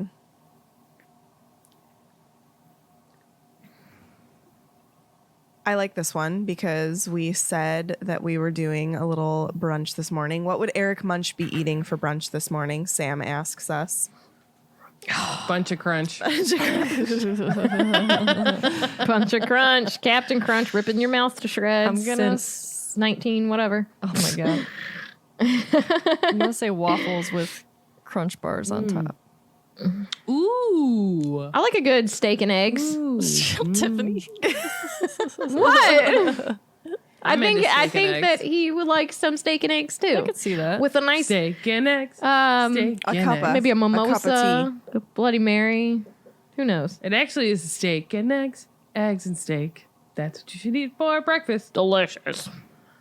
Yeah. Next question. Next question. I thought Sarah was going to say something else. She looked like she was going to keep talking. No. Kirsty asks, if the trio worked at Hogwarts instead of working at the Ministry, which subjects would they teach? Well, we know Harry would teach Dada. Defense. Yeah. Dada. I feel like Hermione might do like Transfiguration or Ancient Runes. I was going to say Ancient Runes for her, yeah. Ron. I don't know what Ron would teach. Practical joking. Do they got a jokes class? Yeah. Flying, yeah. I got jokes. Ron would be the headmaster because he's Ron Buldor. Oh, yeah. True. Facts. Oh. That's canon right there. I like that. What would Ron teach? Tanisha in the chat says Muggle studies. Oh, he could Think have his about how dad fun come he in would as be. well. We can bring his dad in. They would be he would be a good Muggle studies teacher. Dude. And then Hermione and then could, Hermione like, would come teach in. him. She would walk by. She goes, "That's not true, Ron." That is not the function of a rubber duck, Ron. Imagine Arthur Weasley coming to Hogwarts to teach Muggle studies. He'd have a whole lesson planned, and he gets stuck on like one tiny minute thing and be like, "How does this work? It's phenomenal." Yeah. I could see flying lessons because I feel like he would have like he could be comfortable in that environment. You know, he gets his little confidence Yeah. up because he's a good flyer. And then he could And also he would be in like turn be a referee for the games. Yeah. And he'd love that. Yeah, that would be good. I enjoy that. I'm into that. Kelly asks, why does Cho think Cedric didn't know this stuff? Ooh, I saw Probably this get because he asked. died. Yes. What'd you say? Probably because he died. Like she thinks that maybe if he knew that, he would have been able to at least Try to fight or back. do something. Yeah. And she just she doesn't get I it. think it's Yeah. also her brain trying to come up with reasons as to why Justify, he might, yeah. why did this happen, Yeah. and just trying to explain it to herself in any possible explanation at all. And it's difficult to accept Yeah. because You just you want a good Voldemort reason and decided to kill I just him. Right. I love how Yeah. I love how Harry just is like, if he wants you dead, he's like, you're gonna be dead. Yeah. except You for know what I me. mean? Except me. Like literally, how many they were there for max maybe 30 seconds before Yep. Yeah. he's like kill this bear and he was gone. You Well, know what I and mean? let's get serious though. all right. I'm serious. Voldemort James didn't Potter is my actually best physically friend. kill him. It was Wormtail. Well, yes, but like I feel like that's something we orders. never say. Well, Correct. And You know? like Harry and Cedric didn't go into that situation thinking we're gonna have to fight back On the defense. Yeah. No. They thought that they just thought won. they thought it was over. Like yeah. yeah. Guard I bet they were down. thinking like this is going to take me back to the front of the Correct, maze yeah. by the crowd. You know, it's just to support like a little tiny Yeah. A to B. Yeah. Yeah. Also, though, like, the second they're like, they get the cup, they think they're done. It's almost like, Yeah. and they're off their guard completely. So 'cause they relaxed, think yeah. They're done. Yeah. Which just sucks. And when your body comes off of that adrenaline that you have running in the maze, you crash. Yeah. So they probably crashed, and then Harry was like, Cedric "Nope." dies, and then Harry's adrenaline has to like shoot way back up to even start to think that I have to, hide behind these graves so I don't get murdered. You know what I mean? Murdered. Do you think it would have worked though? Like, had he actually gotten hit? What? Hold on. If Harry had gotten hit by the curse, Yeah. would the whole thing happen like it happened before? I And, think like, he seven would had have the the He wouldn't be option to come talking to back. anybody at King's Cross. But yeah, he Yeah. Who would have had told? Who'd have talked to him? Nobody. He'd probably board a train and be out of there. Oh my god. I wonder who though, like, would have come to him. Who is dead at this point? parents. James. Yeah, I guess his parents. They would be like, dude, go back. Go Who's back. dead right now? Cedric. Oh, Cedric. Cedric could have been like, no, go back in there. Go back and kiss my Take my body girlfriend back. again. Oh my god. Oh, He hasn't kissed him yet. this is He hasn't kissed pre-kiss. her yet. Megan, yeah. you snake. Brandon, a lot of people, Hercules Mulligan was dead. Jeez. Can we give me Yes, another? man was next attractive. question. Give me another one. Yeah. Vinny asks, Hercules Harry's Mulligan. difficulty in expressing and dealing with emotions is very clear in this chapter. Is this a consequence of his upbringing with the Dursleys? Yes. Yeah. I think so. I always say that people are a product of their environment. And when you aren't shown, like, let's be honest, he really doesn't remember his parents. He doesn't remember, like, that they were loving and they were caring and that, like, they probably hugged him all the time and, like, cuddled with him and all of these things. Yeah. So when you grow up with people that are demeaning to you and make you sleep in a cupboard under the stairs and they probably never hugged him Yeah. and they probably never showed him any type of, like, nice things, of course he's going to be probably feeling like awkward with any types of, like, physical touch and, like, not an emotion. What am I thinking of? Physical something.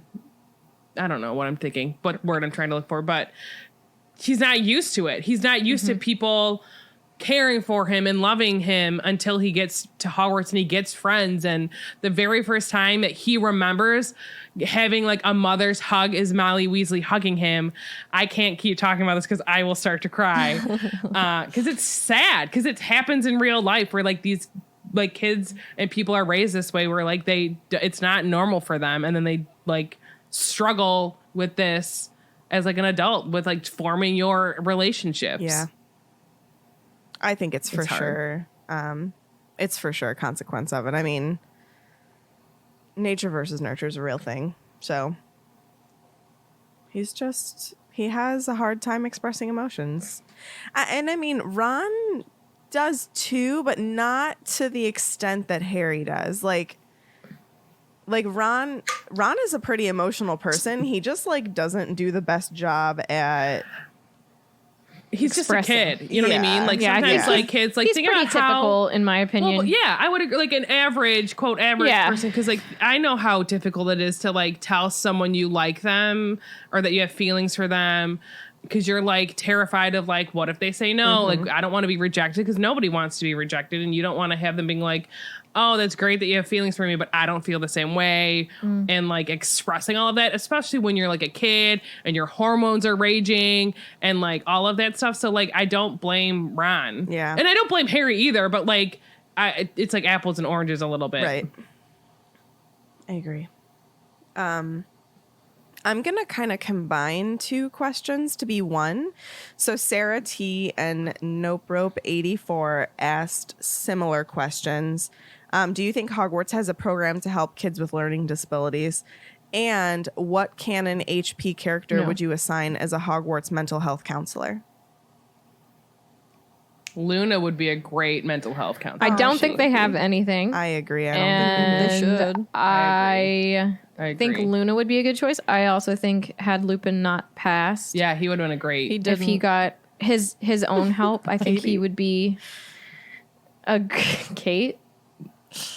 You need some help. No, and I think Lupin because he's Neville would be a great one. he's so good at herbology though. He is a great, but you could do too. Like, you know what I mean? Like, I like to think that like sometimes you'd go to teachers for advice and sometimes they're not great at giving it. I think Neville would be very good at giving it and being like, agree. hey, let's have a conversation. Let's sit down and talk. I think McG would be too. Like for current, agree. for current times, like if this was for like Harry's class is still like the students, I think McG would be a good counselor, and I think maybe Sprout, I think she might be a good counselor. She's a Hufflepuff, you know, they're good listeners. Possible. Yeah. Flitwick too. He seems very fair. Yeah, he does. Flitwick, yes. We don't know a so lot kind, about in my him, but opinion. I think he seems fair.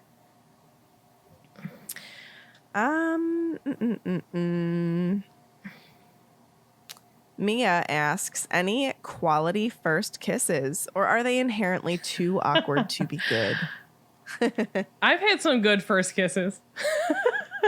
I've also had some bad ones, but yes, I've had some good first kisses. Kisses. Quality kisses. Marty and I's first kiss was superb. Mine and Meg's was cute. It was. We were young. We were watching A Walk to Remember. God, nothing like a What an depressing movie to uplifting make you film. kiss. It's a good movie Love though. story. No, it was really cute. Sad. Real sad. But yeah, I think it just depends on the person you're kissing. Yeah. But yeah, I've had some good ones. Also, Katie was my only first kiss. Meg was my only first kiss. Ah, we're the kids. Hey. Lisa asks, who... I've Go also, ahead. that's a lie. We had a first kiss. Where did this go? We were at a wedding. It was just a peck on the lips. We had Yeah, it was some pretty wine. funny. Oh. All of a sudden, there was face grabbing and a quick little smooch, and I was like, "All right, that happened." We were fighting about something, and I think you like wouldn't think I would do it. And I go, I would. Whatever. It's so funny. Oh man, Yeah. You kids. Lisa asks, who gives the best hugs in the Potter universe and out of the four of us? Potter Universe, Hagrid. Molly and Hagrid. Yeah, Molly and Hagrid. That's I feel like good. Molly's hugs would be great. Yeah, that's a good mom hug. Molly and You Hagrid. would just be enveloped in Hagrid if he hugged you. I know. Think of how warm he would Yeah, be. I would be real cozy. And then I'd reach into a pocket and I'd be like, ooh, look, sausages. I bet you Hermione gives And good tea. hugs too. I bet Hermione does. If she knows I bet you. Ron If gives she good knows hugs. you. Who's the best hugger out of us? Out of us, probably Katie. I was gonna say Katie. Thanks. I could be We all know biased. it's not me. I think I'm a great You hugger. are a good hugger. Not to say you Tiffany's aren't. a great hugger. Katie, let's have a hug off. Out of all of the hugs, like our friend Alex gives great She hugs. does. I'm just small. Probably feels like a mouse is hugging Well, you. Alex is also small. She's probably maybe an inch or two taller than you, if anything. I don't know how tall she is. Our She friend, probably is like 5'5". our friend Chris used to hug like how Harry hugged Joe, Like a little pat on like the back. just a little pat, pat, pat. That was it. And I was like, dude, you need to learn how to hug. And I taught him, and now he gives pretty good hugs. Yeah. We taught him how Good to for hug. you. When Meg wants to give a real good hug, she gives good hugs. But I have to want to. Yeah. Oh my god. Let's see. Marchismo asks, do you think long distance flu calls might sometimes have bad connections like long distance phone calls? This question came while we were discussing Hermione and Victor's long distance relationship potentially going on. What if there'd be like can you say it again? a smoke interference? Do you think that long distance flu calls would have a bad connection like long distance phone calls, Sarah? I don't know. I feel like magic might help him along a little bit. Maybe there's like a flu Yeah. that's not cleaned properly, so it kind of like Oh, I bet because has you some could get like interference. you could get like soot in your lungs, Yeah. and then cough, and then it's hard to talk, and Got soot interference. soot interference. Let's see. CJ671 asks, do you think Nagini could tell that Harry was in her mind? I do. Oh, could be. I do not think that she did. No. I think maybe after this point she could, but maybe because this had never happened before.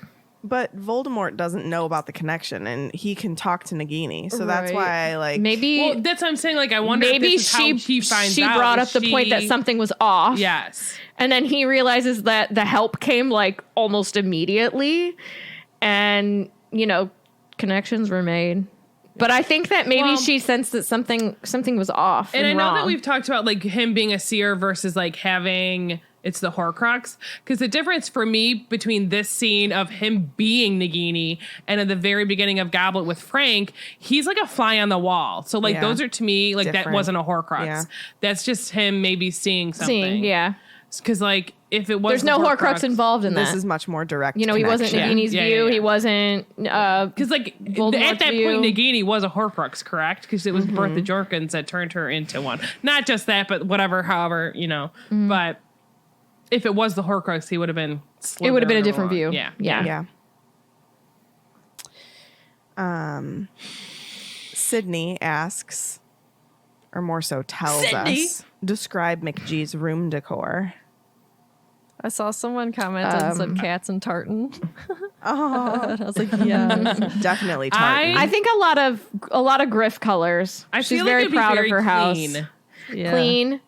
Lots Maybe some of Quidditch. biscuits. Quite I think tidy. orderly, but cozy. A nice- Yes. A cookie jar. Yes. Yeah. Oh, yeah. In the Similar to shape of Gryffindor a common cat. room, in my Cookies from opinion. the cookie A jar. cat cookie jar. Gee. Yes. I think that once she saw that Umbridge had cat stuff, she probably was like, we'll just make it Gryffindor. Maybe she's She is just a like, cat, I'll though. make I know cats she's a cool cat. again. Because I like that. 2020, make cats cool again. Cats cool again. Cats have always been cool. Except when they're associated with Umbridge. Last one, Sam Gartley asks, if you could get a chapter or book from someone else's perspective in the order, who would it be? Oh, in the order? I would want sorry, Katie, and sorry, Megan, but I would want something in Deathly Hallows with the final battle, because I want to know what happens with Tonks and Remus. I want to know too. Yeah. Well, they die, but They don't. It's all a lie. I kind of would. No, I just want to know how everything went down because I feel like it was an epic fight, and I feel like Instead of just like, oh, there they were. yeah, It's a horrible send off. Whoop, there they were. I think it that is. I But would, honestly, I wonder if it hurt her too much to actually write it out. I'm sure she knows what happened in her head. Oh, yeah. That's a good point. Sometimes don't writers go through painful things like that? Yeah. I'm trying to think of like who I'd want and what I'd want. I would definitely want Remus. Same. But I think I would want Order of the Phoenix because I'm super interested in the Order meetings from I have like another an one. Order person's perspective. Like, I have another one. go for it. I want to read a chapter on when Dumbledore put on the gaunt ring Oh yeah. and what made him do it. Ooh. Well, I know what made him do it. He thought that he could see his But, like, family his thought again. process. But he put it on instead of like Yeah. taking it out and turning it. And it's also a Horcrux, so it's gonna kill you anyway. I wonder, like, I would maybe want to. God, this is so morbid. Either like see Sirius, like what he was thinking, like whilst being stuck at home alone, or like McGonagall, like after That'd be like Dumbledore the died, most or like depressing chapter. I know. Sadness with Sarah. I'd like to know their like thoughts and feelings, like maybe after Dumbledore was killed. I would you just know? like the entire series, McGonagall Dumbledore's point how of they view. all feel about Snape, or maybe Snape after everything. he Dark. makes sure that he fulfilled all of the things by killing Dumbledore. You know what I mean? Like, I would love to know what he was thinking. God, you just want the sad. I know, but I want to see It's me. Remus falling in love with Tonks. I want to see their relationship. what got him to It's gonna agree be to so get married and everything. sad. Yeah, and just like even before, like at Grimmauld Place, like between meetings and like getting to know each other, it'd be more than a chapter. getting but to know it'd be cute. you, getting to know. I mean, it could be a whole all about book. you. Yeah. You could. I mean, it could be a whole also series. Just Yeah. read The Werewolf Who Stole Christmas, the best fan fiction ever. So good. All right. Great questions today, friends. Great questions. Fan story. Fan story. Hold on, I got something in my throat. I had to take a little sip of water. All right, so this week's fan story comes from Amy L. Yo, Amy. Yo, Amy. Hi. Dear Swish and Flick crew, even though I've been a podcast listener for many years, I only recently found Swish and Flick when I was perusing the iTunes store for a recommendation on a Harry Potter podcast. I started listening to a few and decided Swish and Flick is the best. Thanks. Now I've been binge listening to 2+ years and 7 books of sheer fun and Potterverse knowledge. When the first Harry Potter book was published, I was already in my late 20s, mid-career with no time for leisure reading, let alone reading young adult books. So my first exposure to Harry Potter was through the movies. I watched them as they were each released and really loved them. It wasn't until my daughter was born that I decided it was finally time to read them and that I could justify my time by reading them aloud to her. I waited until she was 6 years old, not skilled enough to read it on her own, but old enough to understand the story, and we started with Sorcerer's Stone. She couldn't get enough and was always eager for more, and me too. So sometimes I would even read to her by phone or FaceTime when I was traveling for work just so we could get to the next chapter. One by one, we discovered the Potterverse together. Even though she was able to read it on her own after the first year, it was our time to share and the books were a way for us to bond. I'd like to think that our story reading time cultivated my daughter's love for books. It took a few years for us to get through all 7 as I spaced them out so she could mature as the books got darker. She's now in high school and has read them again on her own, and we've both listened to Jim Dale's fantastic narration many times. We've also gone to Universal a few times and to the studios in London. My daughter and I can't get enough of these visits, and my wife, who has never read the books, happily indulges us when we geek out on all things Potter. I'm a Ravenclaw, and my daughter's a Hufflepuff. My wife would like to think that she's a Gryffindor, but that's because she doesn't appreciate the other houses. You go, wife. Hilarious. I love rediscovering the magic with the Swish and Flick crew every week, even as it is several times a day for now until I catch up. Thank you so much for the insights and knowledge bombs. You're absolutely right that it is never too old to be a kid again. One fun fact, I live in New York City in the same building as Daniel Radcliffe when he's in town. In fact, I saw him So working out in cool. the gym this morning. So crazy. That's awesome. Hope this isn't too long, Amy L. Thanks, Amy. That's awesome. I like your story. That's a cool cool story. I love that you and your daughter got to like experience it that way together.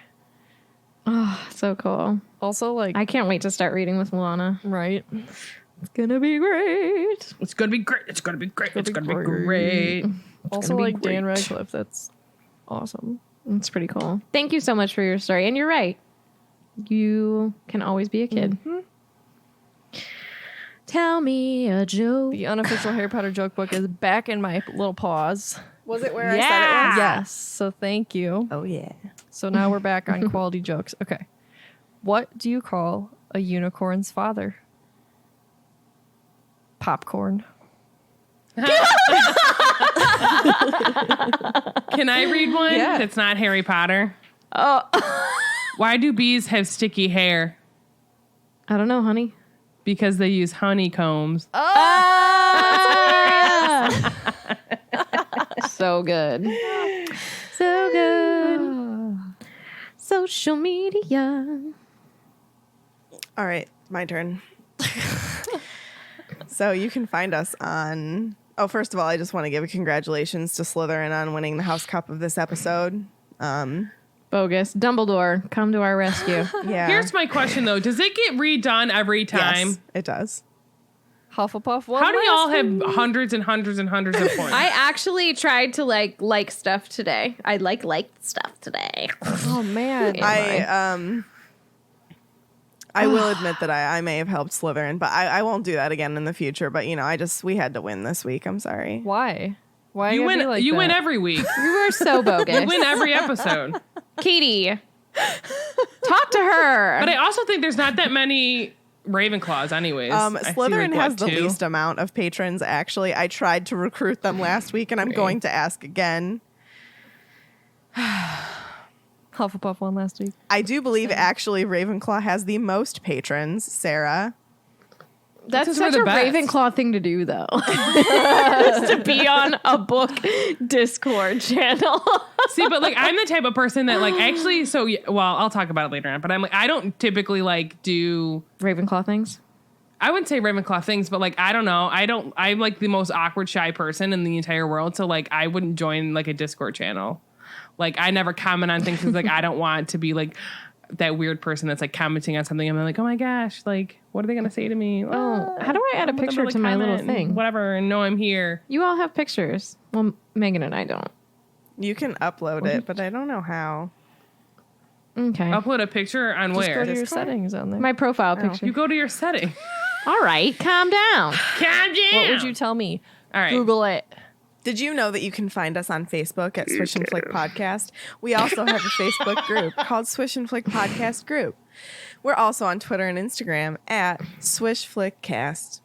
You can follow your hosts. Myself and Katie are on Twitter and Instagram at The Petrus Family. Tiffany is on Twitter and Instagram at TiffSwish_Flick. And Sarah is on Instagram at O'Malley with 3 H's. If you are interested in supporting our podcast, or if you love us and just want to support us, we appreciate it, first of all. And second of all, you can do so on Patreon at patreon.com/swishflickcast. We have different levels that you can donate to us monthly, from $2 up to $25, and each level gets you something different. Bow Truckle level gets you access to our Discord channel, which is on fire lately. It always is, not just lately, but it's super fun. So we would love to have more of you on here. And congrats to Slytherin on the House Cup again. And I'm just saying, we don't win very often. So we're pretty low on Slytherins in the Discord channel. Kind of need some more. So, Slytherins, help me out. Help me out. It's like literally 3 of us, and that includes me. Oh my god. Yeah, so. I changed my picture. Oh, now I need to. I'm going to figure it out. Yay! What have I been doing lately? Well, this morning I did a plyometrics workout with weights and thought I wasn't going to make it. No, we're not gonna make it. but I did make it. No, it was good. But yeah, I started back at work this week. It's been fine. I've actually been liking the routine, so that's good. I thrive off of routine. Thriving. You what? I'm thriving. Currently, my husband, Martinius O'Malley, and his mother are painting my office / classroom. And then I'm going to get some curtains up, and What I need to color? order some prints. They're like white. They're like white. They're thicker than shears, but they're still like see-through-ish. And it's got like a room, you gray weirdo. thread in them. They're very The like wall light. color. Oh, I thought you asked about the curtains. The walls are gray. I meant the walls, but the curtains sound pretty. They are. No, it's the same gray as our bedroom. Oh, okay. Very okay. cute. Nice. So I like it. It's going to be a very calming, light, airy space. Do you guys have the paint for Milana's room? We do indeed. You should give it to us. We can paint. I think we have 2 gallons. Okay. Or maybe 1.5 gallons or something like this. Yeah, you can have it. I want the ruby. Ruby. But yeah, just being a mama, being a learner. I'm learning a lot of new things. I might ask for Megan and Katie's skills to build me like a cute online classroom setting that I'm just springing upon them now. Yeah. You know we're always here. Listen, I don't have the brain capacity to learn all new systems and make it cute. Get serious. So, my stomach is growling. I am a hungry hippo. So that's basically what I've been doing. But also, I just want to say, I love our listeners. Swishers are the best. They are pretty awesome. So what are you doing, Megan? I am trying to pick a profile picture for Discord. I am growing a bonsai tree. So we went to Epcot yesterday to peruse and get some munchies for dinner. And Eric munchies? we were walking through the Japan gift shop, and they had little seedling kits that you can grow your own bonsai tree.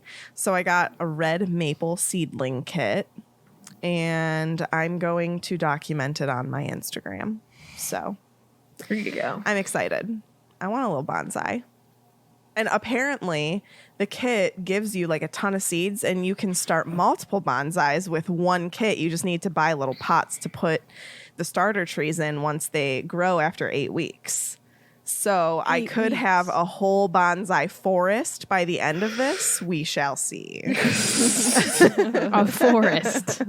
A little Is it mini forbidden? forest. It's going to be forbidden, yeah, because it's up on the top floor of our complex. Nobody is going to be seeing it except for me. It's secret. Is it forbidden or is it the dark forest? It's both. Why do they do that? Why did they change it? I don't know. Forest. It's dumb. It's dumb. And then also I'm growing herbs in my arrow garden, and I'm hoping to use my basil to make some yummy pasta sometime soon. Pizza on top of pizza. Yes, put it on pizza. And so I did my arrow garden before one time, and my mint did not grow, and I was kind of sad because I really wanted to like make a mojito or something out of the mint that I grew, but it never grew the first time. But I officially have a little sprout. It is growing. I'm gonna have mint. I'm super excited. You're so Slytherin. You got a green thumb. I do. Sometimes it only with my arrow garden that literally does the watering for me and does the light and everything. I just had to plant the little seed pods. It's pretty fantastic. Okay, that's it. What Kate, am what's I- up with you? What am I up to? I don't know.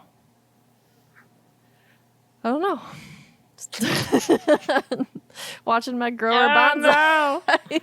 We're rewatching Great British Bake She's Off. literally watching plants grow. She's so Hufflepuff. Still just, I don't know, trying to build up some design stuff, you know? Got anything you need done? Whimsy creative design.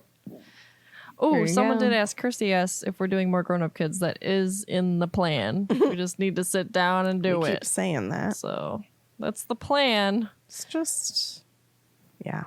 We would like to have it back. It's just like, like once something falls out of your routine, It's hard to you get have it back to force in there. it back in. Yeah. Yeah. And then once it's in, cool. It's all good. But it's hard to make a habit again. We'll get there. How about you, Sasa? I don't have much going on. I'm still trying to read the Dragon Reborn. Is that what it's called? Yes. You like it? Because I do. It was just that, like, I read when we were like at the lake, which sounds so fancy. We You were literally at the lake. Just at Lake Erie, which is 5 minutes down away from my house, but We took the little boat. We went to the island. we So did not none of these okay. things. So, oh, you mean that lake? Yeah. I was What other real lake confused. I was do like, I talk about? Well, you were talking about Lake Erie. The But Lake Universe. I read, like, I went through half of that book there. Like, I started on chapter like 8, 9, literally over halfway through. So I picked it back up the other day because I like just hadn't read. And I don't know what I'm doing. School's starting soon. So I want to at least finish this book before school starts so I can focus on school. Good for you. I still am reading my book, and I haven't read since vacation because life. Yeah, it's been like 2 weeks. Yeah, it's been rough. Yesterday was my sister's birthday. Baked her a cake. It's quite delicious. Lady Supreme helped. Yes, Alana helped me bake. What kind of cake? It is a chocolate peanut butter cake. You with needed a chocolate gallon peanut of butter milk ganache. to have a good. slice. It was was a good really one. good. That sounds awesome. It was really good. The chocolate cake itself is like, even my sister said, she's like, that's the best chocolate cake recipe. I got it from like some blog on the internet. It was I've been making so. it for like 5 I know years. people hate this word. It was moist. And Yeah, it's a very good cake. And you don't have to make it chocolate peanut butter. Like the frosting was peanut butter, and then it goes like a chocolate ganache on top. So it's like chocolate peanut butter ganache. ganache. I'm trying to think of what else I'm doing. I actually bought merch yesterday from the murder mystery makeup girl, Bailey Sarian, who I've been watching her YouTube videos. Nice. She talks about like true crime on Mondays. She's also a makeup artist, so she like does her makeup while she's doing it. I just really like her, and I bought a shirt that says "Suspish" on it. And I've never done this before. I was like, I've never bought someone's merch before, but I really like her. And I've been working out to like watching her videos, which is like morbid because she's literally talking about, unfortunately, people dying. But man, when she researches and stuff, and it makes you really angry about people that like don't do their jobs when trying to find these murderers and like what happened to these people. Yep. It's very eye-opening. It is indeed. But that's my life. I'm not really doing anything. Those are all things that you are doing, though. Yeah. I'd love to take a nap today. We'll see if that happens. Yeah, let's see. What is this for? For Horcruxes and horrors? For first kisses. For kisses and cuddles. Yeah. I like Oh, for kisses and cuddles, everyone. That concludes this week's episode. Thank you so much for listening, and don't let the muggles get you down. Amazing! Just my voice! Forcing my mom to try new things. I can hear utensils in your background. Utensils. Are you ready?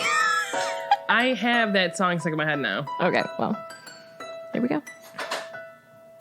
Nope, because Megan's mom is making breakfast.